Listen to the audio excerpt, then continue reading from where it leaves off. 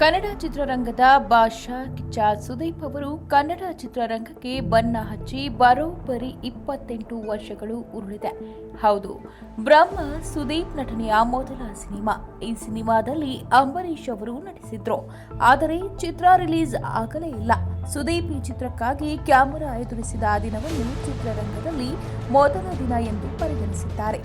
ಅವರು ಬಣ್ಣದ ಲೋಕಕ್ಕೆ ಕಾಲಿಟ್ಟು ಇಂದಿಗೆ 28 ವರ್ಷಗಳು ಕಳೆದಿವೆ ಎಂದು ಸುದೀಪ್ ನೆನಪಿಸಿಕೊಂಡಿದ್ದಾರೆ. ನಾನು ಕಂಠೀರವ ಸ್ಟುಡಿಯೋದಲ್ಲಿ ಅಂಬರೀಷ್ ಅವರೊಂದಿಗೆ ಬ್ರಹ್ಮ ಚಿತ್ರದ ಶೂಟಿಂಗ್ ಆರಂಭಿಸಿದೆ. ಕೆಲವೇ ವರ್ಷಗಳ ಹಿಂದೆ ಇದು ನಡೆದಿದೆ ಎಂಬ ಭಾವನೆ. ಆದರೆ ಈಗಾಗಲೇ ಇದಕ್ಕೆ 28 ವರ್ಷಗಳು ತುಂಬಿವೆ. ಎಲ್ಲರಿಗೂ ಧನ್ಯವಾದ ಎಂದು ಸುದೀಪ್ ಬರೆದುಕೊಂಡಿದ್ದಾರೆ.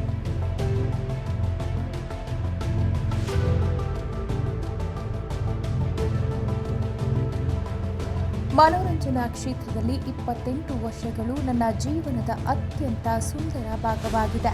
ಈ ಸಾಟಿ ಇಲ್ಲದ ಉಡುಗೊರೆಗಾಗಿ ನಾನು ದೇವರಿಗೆ ಧನ್ಯವಾದ ಹೇಳುತ್ತೇನೆ.